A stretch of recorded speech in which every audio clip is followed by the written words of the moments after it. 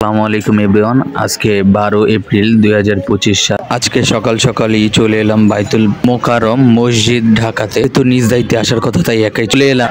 আলহামদুলিল্লাহ, পবিত্র বাইতুল মোকাররম মসজিদে এসে নামাজ আদায় করে নিলাম। নামাজ আদায় শেষে বের হলাম। বাহিরে সকল সিনিয়র পার্সনরা তারা সমাবেশের জন্য অলরেডি তৈরি করছে নিজেদেরকে। মহান রব্বুল আলামিন আল্লাহ তাআলার নিয়ামতের অশেষ শুকরিয়া জ্ঞাপন করছি।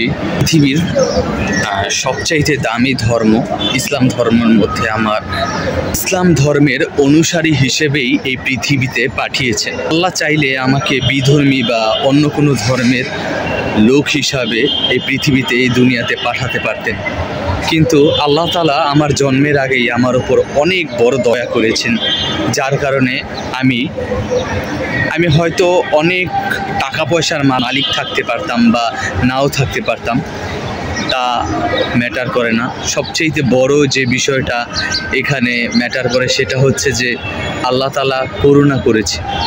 নিঃসন্দেহে আল্লাহ তাআলা আমার ওপর দয়া এবং করুণা করেছে।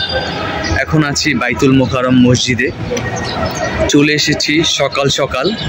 আজকে 12 এপ্রিল 2025 সাল। আজকে প্যালেস্টাইন অর্থাৎ ফিলিস্তিনের ভাই সকল শ্রেণীর মানুষের যে অত্যাচার, নিপীড়ন, জুলুম, এর জন্য একটা লং মার্চ এর আয়োজন করা হয়েছে। তো মসজিদের মূল ফটকের মধ্যে তারা অলরেডি কার্যক্রম শুরু করেছে। আমি এতক্ষণ মসজিদের ভিতরে ছিলাম, নামাজ আদায় করলাম, দেন হচ্ছে মসজিদ থেকে বেরিয়ে আসলাম। তো মসজিদের ভিতরে ছোট একটা ঘটনা শেয়ার করি। মসজিদের ভিতরে আর কি একটা মজার ঘটনা ঘটেছে আমার সঙ্গে। সেটা হচ্ছে যে আমি যখন মসজিদের ভিতরে ঢুকলাম, তো একটা খুবই সুন্দর নুরানি চেহারার একজন লোককে দেখতে পেলাম। বড় ভাই, চেহারাটা এত সুন্দর, দাড়িগুলো খুবই কালো, চুলগুলো কালো, টুপিটা মানে খুবই মনে হচ্ছিল অত্যন্ত সুন্দর। তাকে দেখে আমার ভালো লাগলো। তো সে আতর দিচ্ছিল, তার সাথে হয়তো তার ভাই অথবা বন্ধু হতে পারে, এরকম একজন ছিল। তো আমি তার সামনে গিয়ে বললাম, ভাই আমাকে একটু আতর দেন। আমার ডান হাতটাকে বাড়িয়ে দিলাম। নামাজ আদায়ের পূর্বেই আমি তার কাছে গিয়ে বললাম, ভাই আমাকে একটু আতর দিবেন। তো প্রথমে তিনি বলল যে হ্যাঁ অবশ্যই, কেন না। প্রথমে দিতে কয়েকবার দেওয়ার পর অনেক পরে বলল, দিব যখন বেশি করেই দিই, মানে হাসি খুশি মুখ নিয়ে আমাকে বলল। বললাম যে ভাই আলহামদুলিল্লাহ, আর লাগবে না। বললো যে না মিয়া, বেশি করে না।